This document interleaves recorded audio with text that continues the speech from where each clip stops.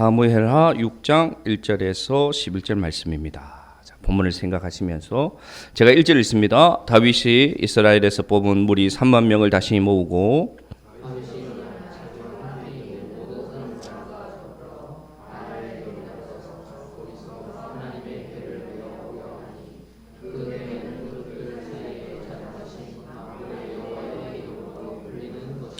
그들이 하나님의 궤를 새 수레에 싣고 산에 있는 아비나답의 집에서 나오는데 아비나답의 아들 우사와 아효가 그 새 수레를 모니라. 그들이 산에 있는 아비나답의 집에서 하나님의 궤를 싣고 나올 때에 아효는 그 앞에서 다윗과 이스라엘 온 족속은 잣나무로 만든 여러 가지 악기와 수금과 비파와 소고와 앙금과 제금으로 여호와 앞에서 연주하더라.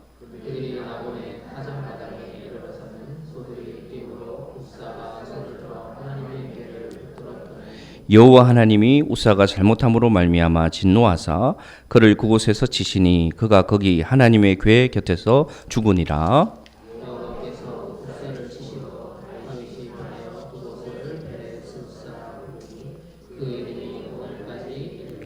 다윗이 그날에 여호와를 두려워하여 이르되 여호와의 궤가 어찌 내게 오리요 하고 다윗이 여호와의 궤를 오며 다윗 성 자기에게로 오며 가기를 준비하지 아니하고 다른 사람 오벳에돔의 집으로 메어 한지라. 함께 읽읍시다.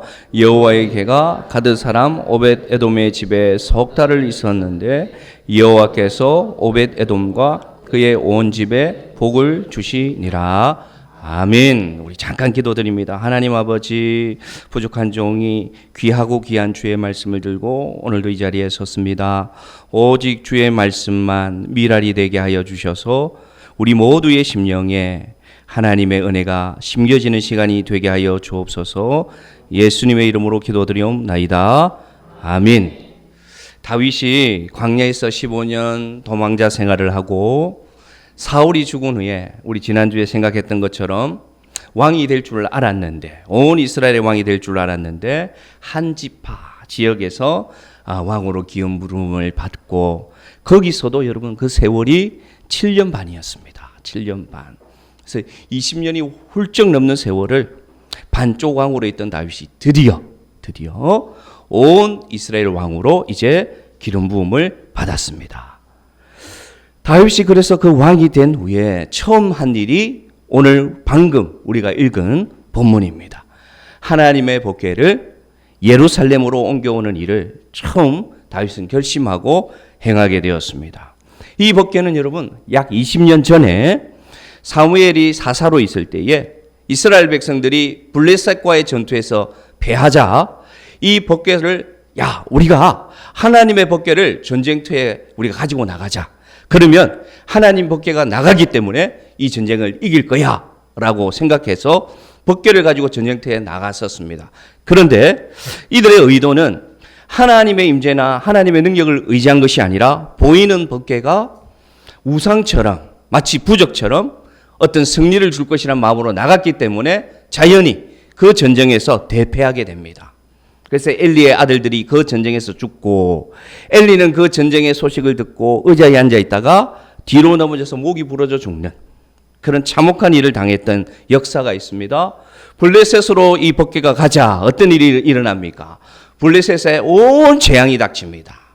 종기가 닥치고 우상이 넘어져서 부러지는 그런 일들을 당하니까 이 블레셋 백성들이 어떻게 합니까? 이러다간 우리 다 죽겠다.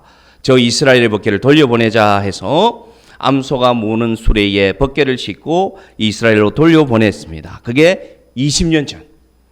그 20년 동안 어디에 있었느냐? 아미나답의 집이라는 곳에서 이 법궤가 관리되고 있었습니다. 그러니까 하나님께서 오늘 이 법궤가 있는 것을 다윗의 마음에는 근심이 된 것이죠. 그래서 내가 이제 왕이 되었으니 내가 이 법궤를 제자리로 돌리겠다. 다윗은 결심하게 된 것입니다. 1절을 보시면 다윗이 이렇게 얘기합니다. 다윗이 이스라엘에서 뽑은 무리 3만 명을 다시 모으고 이렇게 되어 있습니다. 본문이 이렇게 시작되고 있습니다. 병행적으로 우리가 볼 수 있는 본문이 있습니다. 이 사건을 그대로 기록한 본문이 어디냐? 역대상입니다.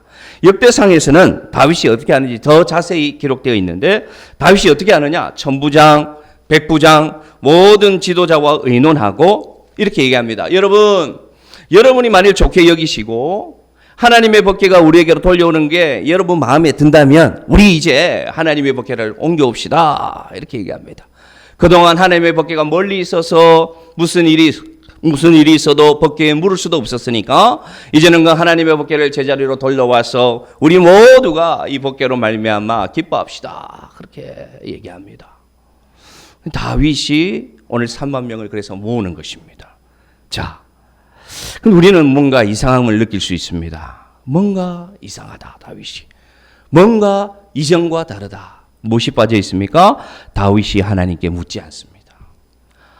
이런 큰 일을 앞두고 이전에 여러분 기억하십니까? 지난주 보면 하나님 제가 올라가리까? 올라가라.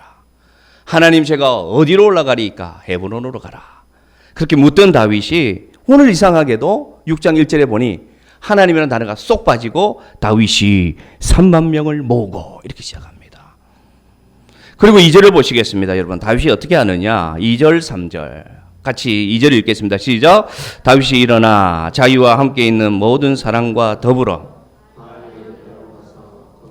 하나님의 궤를 메어오려 하니 그 궤는 그룹들 사이에 좌정하신 만군의 여호와의 이름으로 불리는 것이라. 3절 그들이 하나님의 궤를 새 수레에 싣고 산에 있는 아비나답의 집에서 나오는데 아비나답의 아들 우사와 아요가 그 새 수레를 모니라.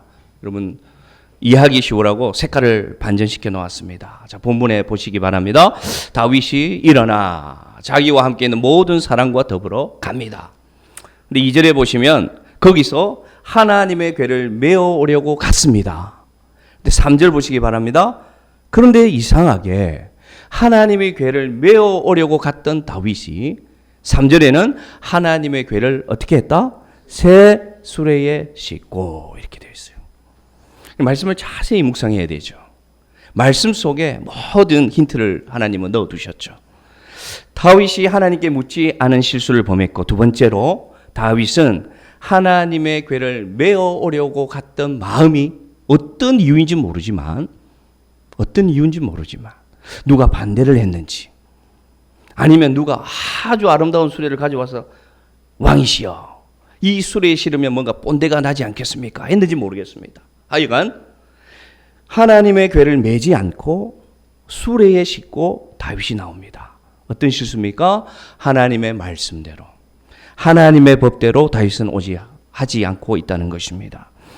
하나님의 궤는 하나님의 임재이기 때문에 하나님 말씀대로 옮겨야 되는 것이거든요. 그래서 다윗은 왠지 이전과 다르게 성급합니다. 그리고 다윗은 왠지 경솔합니다. 그래서 하나님께 묻지도 않고 하나님이 원하는 방법대로도 하지 않습니다. 뜻은 참 좋았습니다, 여러분. 의도도 참 선하고 좋았습니다. 그런데 그 과정이 하나님의 말씀에, 하나님의 중심에, 하나님의 법에 그르치는 일을 지금 다윗은 하고 있다.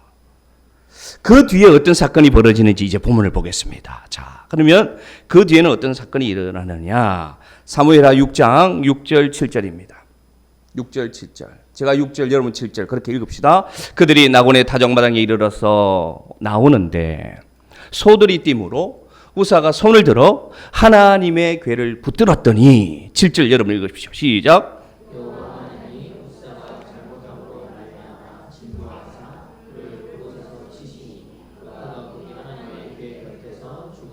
아멘. 자, 그 과정 가운데 일어난 일이에요. 소가 모는 수레니까 당연히 그 길이 울퉁불퉁하니까 그 수레가 어떻게 되겠습니까? 툭 이렇게 튈 수가 있죠. 그래서 우사가 그 법궤를 딱 붙들었어요. 이 법궤가 넘어지면 안 되니까. 어떤 일이 일어납니까? 하나님이 우사가 잘못함으로 그를 치시니 그 자리에서 바로 그가 죽으니라. 이런 일이 벌어졌습니다. 표면적으로 볼 때는 우사는 그냥 하나님의 궤를 붙잡았습니다.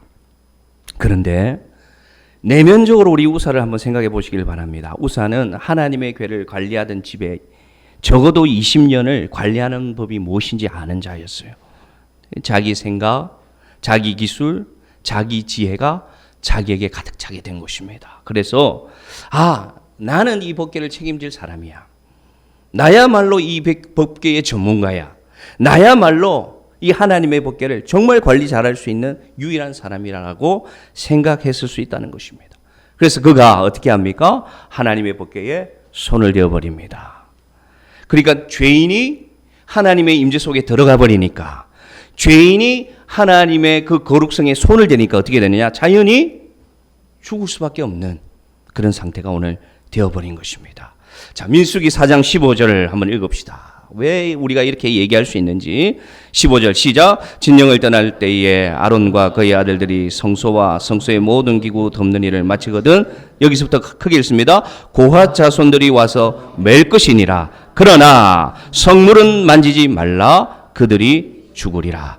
회막 물건 중에서 이것들은 고핫 자손이 맬 것이며. 하나님 말씀이 그렇게 되어 있죠.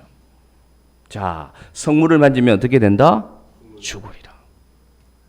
이미 하나님께서는 말씀해 주셨어요. 꼭 기억해라. 하나님의 법궤, 하나님의 금초대, 하나님의 떡상, 모든 성물을 네가 네 마음대로 만질 때는 죽을 수밖에 없다. 자, 우리는 그러면 저 본문을 알 수 있어요. 그래, 하나님의 법궤를 만지니, 하나님의 성물을 만지니 하나님은 명령하셨고 하나님은 그 명령대로 수행해야 하나님은 공의로운 분이니까 우사가 죽었구나.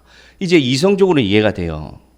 그런데 여러분, 저 본문을 아직 이 믿음이 없는 자들이라든지 혹은 이 설교를 처음 듣는 하나님을 알지 못하는 사람들이 들으면 마음에 어떤 생각이 들까요? 하나님의 이해가 없는 분들은 이런 생각이 들 수 있습니다. 잔인한 하나님이시다. 아무리 그래도 그렇지, 우사가 잘못된 생각으로 만진 것도 아니고 법궤가 흔들리니까, 법궤가 떨어지면 안 되니까 하나님이 사랑스러워서 제가 하나님을 지키겠습니다.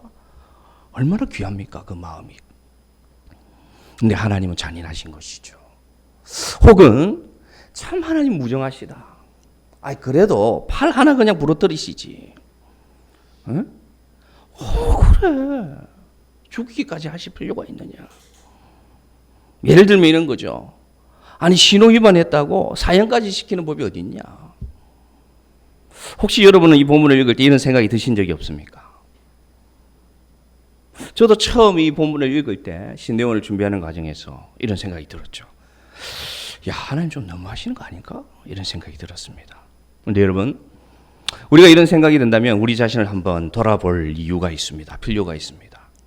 이러한 생각조차도 사실은 우리 안에 교만이 자리 잡고 있기 때문입니다. 왜 그러냐? 우리는 우리도 모르게 우리 자신에게 긍정합니다. 우리는 우리도 모르게 이 시대의 문화가 우리는 소중한 존재고, 우리는 귀한 존재고, 우리는 사랑받아야 마땅한 존재라는 것을 우리 안에 꽉 심어주고 있습니다. 그래서 오늘 우리는 아무 근거 없이 우리 자신을 긍정하는데 성경은 뭐라고 얘기하느냐? 성경을 한번 보겠습니다. 레위기 18장 5절입니다. 아주 중요한 핵심입니다. 18장 5절 시작. 너희는 내 규례와 법도를 지키라. 사람이 이를 행하면 그로 말미암아 살리라. 나는 여호와이니라. 아멘.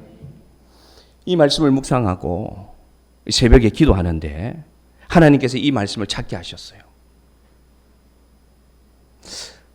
저 안에 의심이 드니까 하나님이 이 말씀을 보게 하셨어요. 요즘 하나님의 은혜가 참 많습니다. 제가 그 말씀이 있는 줄 몰랐어요. 제가 다 기억하지 못하죠. 근데 저 본문을 잘 보십시오, 여러분. 하나님이 뭐라고 말씀하시느냐? 너희는 내 규례와 법도를 지키라. 사람이 이를 행하면 뭐라고 합니까? 그로 말미암아 살리라. 자, 그로 말미암아 살리라고 되어 있어요. 자, 그러면 원래 상태는 뭡니까? 하나님의 법과 말씀을 행하지 않는 원래 상태는 뭡니까? 죽은 자야죠. 이해되십니까, 여러분? 우리는 산자가 아니에요. 원래 죽은 자라는 것입니다. 그런데 하나님께서 뭐라고 말씀하시느냐? 이 법궤와 이 규례를 너에게 주니 이 법궤와 규례를 지키면 너희가 죽으리라는 말이 아니라 너희야 지켜야 살리라. 그러면 지키지 않으면 어떤 존재다? 죽은 존재다. 다시 말씀드립니다. 우리는 원래 죽은 존재입니다. 우리는 원래 사망한 존재. 우리의 원래 상태는 살아있는 존재가 아니라, 잘 들으시기 바랍니다, 죽은 상태가 원래 우리 존재라는 것입니다. 왜 그렇습니까? 창세기 2장 17절입니다. 제가 읽어드립니다. 창세기 2장 17절. 아담에게 하나님께서 주신 명령, 선악을 알게 하는 나무 열매는 먹지 말라. 내가 먹는 날에는 뭐라고 합니까? 반드시 죽으리라. 죽었죠. 아담이 선악과를 범할 때 이미 인간은 어떤 존재다? 죽은 존재다. 왜? 반드시 죽으리라 하는 말씀하셨으니까. 그래서 우리의 원래 상태는 뭐냐? 우리는 죽은 존재가 원래 상태라는 것입니다. 하나님과 피조물과 인간 사이에, 하나님과 인간 사이에는 넘지 못할 경계가 반드시 있습니다. 왜냐? 하나님은 조물주이기 때문이고 우리는 피조물이기 때문에, 우리는 그로 말미암아 지음받았기 때문에 우리는 넘지 못할 선이 있고, 아담은 그것을 범함으로 말미암아 스스로 죽음으로 걸어 들어간 것이 되어버렸습니다. 우리는 원치 않아도 그 DNA를 물려받았고, 우리는 원치 않아도 그 후손으로 우리가 살아가고 있죠. 내가 우리 부모를 선택해서 이 세상에 나옵니까? 그렇지 않죠. 똑같습니다. 우리도 하나님의 역사로 보면 사망의 권세를 그대로 물려받는 날 때부터 죽은 자라는 것입니다. 그렇기 때문에 오늘 우사가 죽은 것이 우리에게 부담으로, 불만으로 혹은 의심으로 다가온다면, 사실은 우리는 우리도 모르게 우리 자신을 긍정하고 있고 그냥 살아있는 존재다, 원래 산 존재다, 원래 살아있는 존재라고 생각하는 것이 우리를 지배하기 때문입니다. 굉장히 중요합니다. 이 교훈이 정말로 중요합니다. 여러분, 우리나라에서 이런 말이 있습니다. 우리가 지인이 이렇게 사망하면 대부분 뭐라고 표현합니까? 돌아가셨다, 그렇게 얘기합니다. 그래서 제가 이 말씀을 준비하는 가운데, 야, 맞구나, 우리 민족이 표현하는 그 표현이 성경적이구나 하는 것을 깨달았습니다. 자, 사람이 죽으면 뭐라고 합니까? 돌아가셨다 하죠. 우리 할아버지가 돌아가셨습니다. 우리 할머니가 돌아가셨습니다. 그렇구나, 원래의 상태로 돌아갔구나. 원래의 상태가 뭡니까? 사망입니다. 원래의 상태가 뭡니까? 죽음입니다. 그러니까 우리는 우리도 모르게 하나님을 인정하고 있습니다. 원래의 상태로 돌아갔구나, 죽었다는 것을. 그러니 우리는 이미 사망 선고를 받은 자들입니다, 여러분. 그걸 깨달으면 어떤 일이 벌어지느냐? 이렇게 살아있는 것이 하나님의 은혜입니다. 할렐루야. 우리는 원래 건강해야 되는 존재가 아닙니다. 우리는 원래 사랑받을 존재가 아닙니다. 우리는 원래 병 안 들고 80세, 90세, 100세까지 살아갈 운명을 가지고 태어난 존재가 아니라 우리는 죽은 자로 태어난 존재라는 것입니다. 그렇다면, 이것을 안다면, 이것을 우리가 믿음으로 배운다고 믿는다면 우리는 어떻게 되느냐? 지금 내가 존재하는 것이 하나님의 크고 놀라운 은혜가 되고요. 더 나아가 내가 이렇게 살아서 이 자리에 나와서 하나님께 예배드리는 것은 기적이 되는 것입니다. 여러분, 믿으십니까? 그래서 오늘 하나님께서 말씀하셨습니다. 이 규례와 법도를 행하여, 이 규례와 법도를 행해야 네가 살리라. 네가 살리라.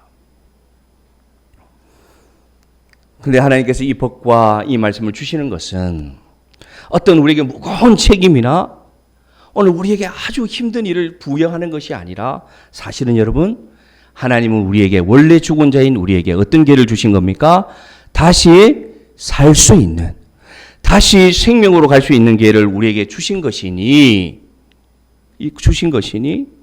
이 사실을 오늘 우리가 안다면 우리는 살아가는 이 모든 순간이 하나님의 은혜가 되는 것입니다. 우리는 오늘 이 땅을 어떻게 살아가고 있습니까? 지난 한 주 우리는 어떤 마음을 품고 어떻게 하나님을 생각하고 살아왔습니까? 우리의 삶의 태도는 어땠습니까? 하나님에 대한 믿음의 태도가 우리가 어떻게 했는지 이 시간 돌아보기를 원합니다. 모든 것이 은혜인데, 그 은혜 속에서 우리가 살아가는데 우리는 과연 지난 한 주간 얼마나 감사하며 살았는지, 우리는 얼마나 하나님을 찬양하며 살았는지 오늘 여러분 이 우사의 죽음을 통해서 돌아보시기를 바랍니다. 우리가 우리에 대한 자신의 이해를 잘못 가지고 있으면 우리는 이렇게 얘기합니다. 하나님 어디 있습니까? 하나님이 살아계시면 나에게 어떻게 이룰 수가 있습니까? 하나님이 해도 너무합니다. 사실은 여러분, 우리는 그렇게 말할 자격이 있는 자가 아닙니다. 이렇게 원망할 수 있는 이유도, 이렇게 불평할 수 있는 이유도, 이렇게 하나님께 삿대질할 수 있는 이유도 은혜입니다. 왜요? 살아있기 때문에 가능한 것이죠. 우리가 존재하기 때문에 가능한 것입니다. 그리고 우리가 살아있는 모든 것이 하나님의 은혜라는 이 사실이 우리에게 다가와야 우리는 죽은 자가 아니라 산 자로 살 수 있다는 것을 알 수 있습니다. 이사야 말씀에 보면 성경은 우리에게 가르쳐 줍니다. 우리가 어떤 존재인지를 아주 현실적인 비유로 가르쳐 줍니다. 45장 9절을 보면 이렇게 되어 있어요. 질그릇 가운데서도 지극히 작은 한 조각에 지나지 않으면서, 세 번역으로 제가 말씀드립니다. 자기를 지은 이에게, 자기를 만든 이에게 다투기를, 말하기를, 그렇게 하는 자에게는 화가 임할 것이다. 그렇게 말씀하시면서 하나님이 저렇게 말씀하십니다. 한번 읽읍시다. 시작. 진흙이 토기장이에게 너는 도대체 무엇을 만들고 있는 거냐 하고 말할 수 있겠으며, 네가 만든 것이 너에게 그에게서는 손이 있으나 마나하다 하라고 말할 수 있겠느냐. 잠깐만 본문을 보시기 바랍니다. 하나님은 토기장이에요. 그럼 우리는 뭐냐? 하나님이 토기장이면 우리는 조수 정도는 된다고 생각하는데, 하나님이 토기장이면 그 옆에서 거둘 수 있는 종 정도는 우리가 된다고 생각해요. 우리는 아니란 말입니다. 이사야서는 뭐라고 말씀하십니까? 하나님은 토기장인데 너는 질그릇 가운데서도 가장 작은 한 조각에 불과하다. 그렇게 말씀하세요. 그런 존재가 감히 자기를 지은 존재에게 도대체 당신은 뭘 하고 있습니까? 도대체 당신은 내 인생에 지금 무엇을 하고 계십니까? 도대체 하나님 살아계시면 지금 내 삶에 어떤 역사가 일어나는지 안 보고 계십니까? 말할 수 있냐 이거죠. 누구에게? 토기장이에게 누가? 진흙 조각 하나가 할 수 있느냐? 이것이 이해 안 된다면 이렇게도 한번 생각해 보라는 것입니다. 네가 열심히 수고해서 그릇 하나를 만들었어. 근데 손잡이를 안 만들었어. 그렇다고 그 그릇이 너보고 손잡이 왜 안 만들어 주냐고. 네가 손이 있냐 없냐. 그렇게 말하는 것이 되느냐 안 되느냐 생각해 보라는 것입니다. 사랑하는 성도 여러분, 이게 우리의 정체성입니다. 이게 우리의 정체성이에요. 질그릇 조각 하나. 그런데 우리가 어떻게 나를 지으시고 나를 사랑하시고 나를 이 땅에 살게 하신 토기장이에게 삿대질할 수 있느냐. 깨진 토기가, 사실은 저는 이 말씀을 묵상하는 가운데 너무 비약이 될 수도 있지만 잘 들으시길 바랍니다. 차라리 깨진 토기가 나보다 낫다. 목사님 그래도 지정의를 가진 거룩한 존재인데 왜 그렇게까지 말씀하세요? 아니요. 제가 말씀드릴게요. 왜 그렇게 생각하느냐. 깨진 토기는 그래도요, 하나님이 지은 목적대로 물 받으라고 하면 물 받고, 그죠? 쓰레기 담으라면 쓰레기 담고, 흙을 담으라면 흙을 담습니다. 근데 우리는 어떻습니까, 여러분? 우리는 얼마나 순종하고 삽니까? 우리는 하나님이 이 땅에 보내신 그 사명을 얼마나 준행하고 살아갑니까? 그러니 어떻게 보면 조물주의 입장에서 볼 때는 깨진 토기가 더 낫다. 왜냐? 깨졌어도 다육이 심으면 다육이라도 키우죠. 깨진 토기는. 근데 우리는 어떻습니까, 여러분? 우리는 하나님이 지금 나에게 주시는 말씀대로 순종하고 살아갑니까? 하나님이 주신 감동대로 수행하면서 준행하며 살고 있냐 말입니다. 그렇게 돌아보면 차라리 깨진 토기가 더 낫다, 나보다. 이런 마음이 오늘 이 말씀을 듣는 우리에게 주의 은혜로 임하기를 축복합니다. 이게 축복입니다, 여러분. 그래서 이 은혜가 임하면 고백이 어떻게 되느냐. 내가 이런 존재인 것을 깨닫게 되면 하나님의 거룩한 임재 가운데 비추어 볼 때, 그 빛에 비추어 볼 때, 그 말씀에 비추어 볼 때 지극히 작은 존재라는 것을 내가 알게 되면, 발견하게 되면 아이러니하게도 그때부터 내 안에는 감사가 넘치게 됩니다. 할렐루야. 그때부터 내 안에 하나님의 은혜가 작용합니다. 그때부터 내 안에 찬송이 나오고 감사가 나오고 기도가 나오고 하나님의 말씀이 내 안에 심어지기 시작합니다. 이런 깨달음이 오늘 우리에게 있기를 바랍니다. 이 은혜가 우리에게 임하면 내가 말이야 하던 사람이 어떻게 변하느냐, 이 죽을 수밖에 없는 죄인이 이런 고백으로 바뀌게 됩니다. 이 은혜가 임하면 우리 전용대 가수가 노래한 것처럼 예수여 이 죄인도 용서받을 수 있나요? 벌레만 도 못한 내가 용서받을 수 있나요? 라고 고백되는 것입니다. 언제부터 우리가 내가 언제부터 나는 사랑받을 존재야, 언제부터 나는 당연히 복을 받을 존재야, 언제부터 나는 건강해야 될 존재야, 나는 언제부터 내 자녀는 무조건 잘 돼야 되는 존재야, 언제부터 나는 내가 기도한 모든 기도를 내가 원하는 대로 응답받을 존재라는 생각이 들어갔단 말입니까? 여러분, 사랑하는 성도 여러분, 우린 그런 존재가 아닙니다. 우리는 깨어진 질그릇 조각에 불과합니다. 저와 여러분은 벌레만도 못한 존재임을 하나님의 거룩한 임재 앞에 고백하는 저와 여러분 되기를 바랍니다. 우리는 겸허히 이 사실을 받아들일 수밖에 없습니다. 여전히 혹시 이 말씀을 듣는 가운데 여러분 가운데 저항감이 듭니까? 어쩔 수 없어요. 저항해봐야 하나님 없으면, 생과 사를 주관하시는 하나님이 계시니 저항해봐야 죽을 수밖에 없는 존재입니다. 빨리 깨달으시기를 바랍니다. 저항해봐야 사실 내 힘으로 할 수 있는 게 없습니다. 병원에서 의사가 그렇게 얘기하죠. 모든 치료법을 다 행한 후에 의사가 얘기하잖아요. 이제 우리가 할 수 있는 것은 없습니다. 정답입니다. 여러분, 과연 우리가 할 수 있는 게 뭐가 있습니까? 저항해봐야, 나 그런 하나님 안 믿어, 그런 하나님 세상에 어디 있어, 저항해봐야 어떻게 할 거예요? 생과 사를 중환하신 분이 따로 있는데 빨리 수용하고 빨리 믿고 빨리 깨달으시는 복이 우리에게 있기를 주의 이름으로 축복합니다. 생과 사를 중환하시는 분은 하나님입니다. 다윗이 이제 어떤 반응을 보는지 한번 보겠습니다. 그렇게 우사가 죽고 나서 다윗이 어떤 반응을 보이는지 한번 보겠습니다. 사무엘하 6장 8절 9절 우리 같이 읽읍시다. 시작. 여호와께서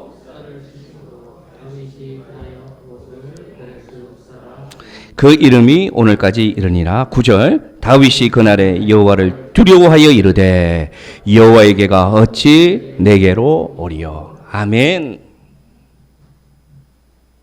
맞죠, 여러분? 자, 보십시오. 그 믿었던 우사가 죽어요. 그러니까 다윗이 어떻게 반응합니까? 우사를 치심으로 다윗이 분하여. 우와, 이게 무슨 일이야? 이게 무슨 일이야? 처음에는 황당했겠죠. 정말 황당했을 겁니다. 두 번째는 진짜 하나님, 나 이제 왕 돼가지고 이제 뭔가 하려고 하는데 모든 백성 3만 명이 넘는 백성이 보는 데서 내가 잘못해서 누가 죽습니까? 우사가 죽습니다. 그러면 이 안에서 뭐가 일어나느냐? 하나님 왜 그러냐고. 이제 왕이 돼가지고 뭔가 하나님 업적 하나 쌓으려고 하는데 창피하게 말이야. 왜 죽이기까지 하냐고. 분한 거예요, 여러분. 그런데 자, 어떻게 됩니까? 그 분한 감정이 어떻게 됩니까? 두려움으로 다가오는 거예요. 예. 내가 죽을 수도 있었구나. 내가 죽을 수도 있었구나. 그러자 뭐라고 느끼느냐, 다윗이. 두려움이 확 다가옵니다. 두려움. 그러면서 다윗이 이렇게 생각합니다. 의기양양하고. 그렇게 하나님 앞에서 이제 자신감이 충만했던 다윗이 순간 두려움이 확 다가오면서, 그렇구나. 하나님은 재앙을 내리시는 분이시야. 내가 할 수 있는 게 뭐가 있겠어? 그래서 자기 열심으로, 자기 힘으로 하려고 온 다윗이 기가 팍 꺾입니다. 꺾이면서 도리어 화가 되었구나. 그러자 다윗이 어떻게 합니까? 두려움이 확 다가오자 뭐라고 합니까? 내가 어찌 이 여호와의 계를 내 마음대로 할 수 있으리요. 이렇게 얘기합니다. 다른 사람이 뭘 할 수가 있어. 깨닫습니다. 여러분, 저 깨달음이 복입니다. 저 깨달음이 복이에요. 근데 저렇게 해도 못 깨닫는 분들이 있어요. 못 깨달아요. 저렇게 해도. 야, 다른 사람 다시 옆에 서. 다시 가자. 또 죽었겠죠. 그래 어떻게 됐겠어요? 다 죽었겠죠, 결국은. 하나님은 생과 사를 주관하시고, 저의 말씀을 잘 들으시길 바랍니다. 화도 내리시는 분이십니다. 아멘 하시기 바랍니다. 그래서 사무엘하 7장 14절에 하나님께서 영원한 왕위를 다윗에게 약속하시고 너의 자녀는 왕권을 뺏지 않겠다. 그 축복의 말씀을 하시면서 그냥 끝나면 되는데 뭐라고 얘기하느냐? 그러나 솔로몬이 잘못하면 뭐라고 하느냐? 사람의 매와 인생의 채찍으로 내가 다스릴 것이다. 화를 내리신다고 분명히 말씀하십니다. 하나님 우리에게 사람의 매와 인생의 채찍을 드시는 분이심을 인정하시기를 바랍니다. 깨달을 때 복이 됩니다, 여러분. 저항해봐야, 다시 말씀드립니다, 내가 할 수 있는 게 없습니다. 저항해봐야. 그래서 오늘 다윗은 비로소 멈춥니다. 멈추었어요. 그리고 다윗은 지금이 멈춰야 될 것을 깨달았습니다. 굉장히 중요합니다. 우리가 믿음 생활을 해갈 때에 이런 일이 없으면 정말 좋겠죠. 그러나 때로는 하나님이 우리에게 브레이크를 걸게 하십니다. 숙이게 하시고 깨닫게 하십니다. 그때 여러분 오늘 다윗처럼 분한 상태로 끝나지 마시고 분한 감정을 품고 그냥 떠나가지 마시고 깨닫고 하나님 앞에 두려움으로 엎드리시는 성도 되기를 주의 이름으로 축복합니다. 그렇게 오늘 본문이 끝나면 참 좋겠죠. 그러면 오늘 말씀의 결론은 뭐냐? 하나님은 생과 사를 다스리시고 말 안 들으면 채찍 드시는 분으로 오늘 말씀은 끝나겠죠. 그래서 사랑하는 성도 여러분, 11절이 남았습니다.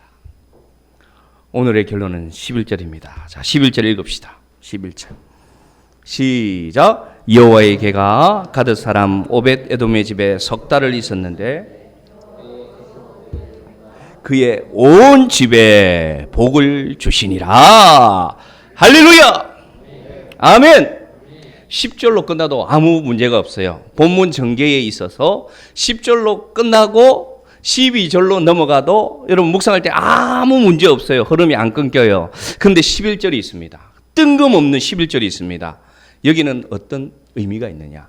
하나님의 메시지가 들어가 있는 본문이다.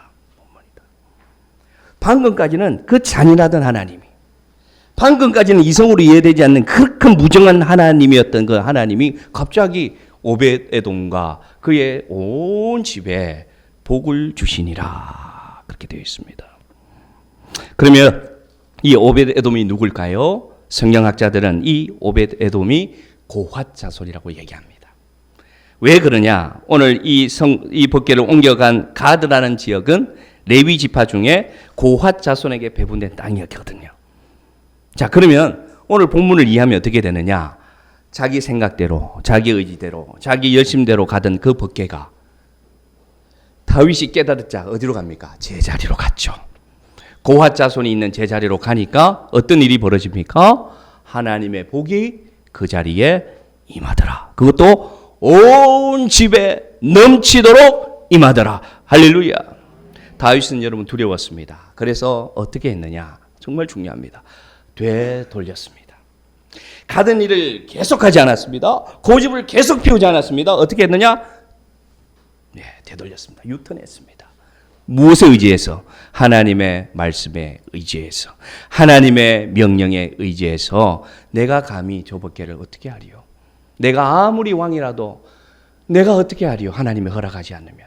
그러니까 어떻게 합니까? 말씀대로 되돌리니 그러니 회복되고 그러니 복이 돌아왔다는 것을 오늘 우리에게 가르쳐 줍니다.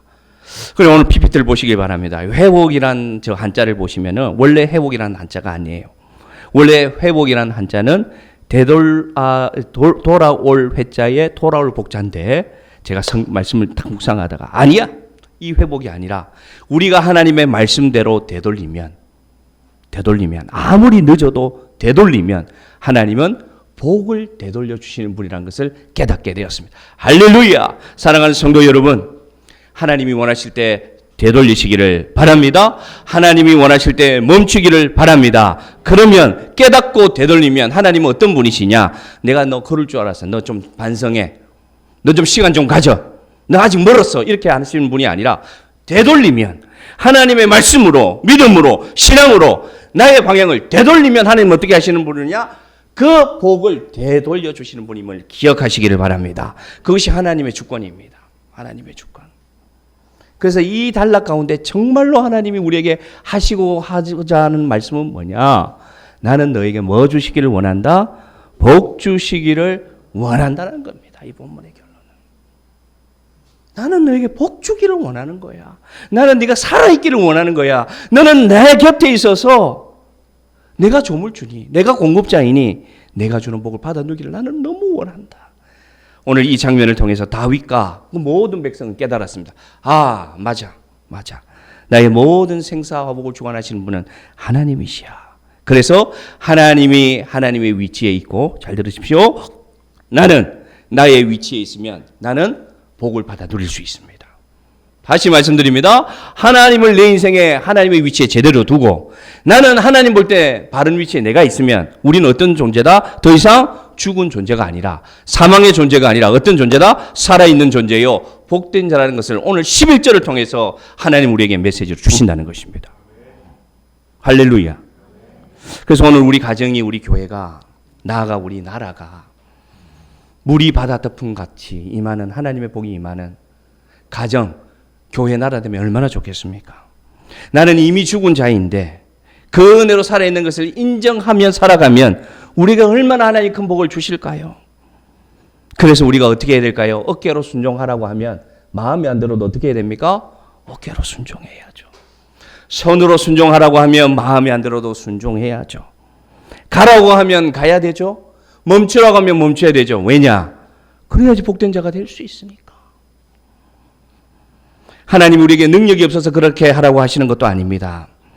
하나님이 우리를 아주 수동적인 존재로 여기기 때문에 그렇게 하시는 것도 아닙니다. 왜냐? 하나님 우리에게 뭐 주시기를 원하셔서? 복 주시기를 원하셔서. 하나님의 진심을 여러분 꼭 이해하시기를 바랍니다. 그래서 우리는, 우리 우선순위는 우리 이렇게 생각합니다. 오늘 다윗을 한번 보시기 바랍니다. 다윗의 우선순위는 뭐였느냐? 결론입니다. 다윗의 우선순위는 많은 숫자였습니다. 그래서 다윗이 제일 먼저 한 일이 뭐였습니까? 3만 명 모았습니다. 다윗의 우선순위는 뭐였느냐? 어깨로 매라는 명령이 아니었습니다. 우선순위는 뭐였습니까? 좋은 수레였습니다. 다윗의 우선순위는 뭐였습니까? 하나님의 말씀, 하나님의 뜻이 아니라 내 지혜, 내 열심, 내 명예, 내 성공이었습니다. 오늘 정말 중요합니다, 여러분. 여러분, 우리는 삶에서 우선순위를 뭘 두고 살아가십니까? 역시 교회도 마찬가지입니다. 교회를 생각할 때 많은 숫자가 우선순위라고 생각하는 분들이 있어요. 그래서 사람 많이 모아야 된다. 숫자가 빨리 차야 된다. 과연 그럴까요?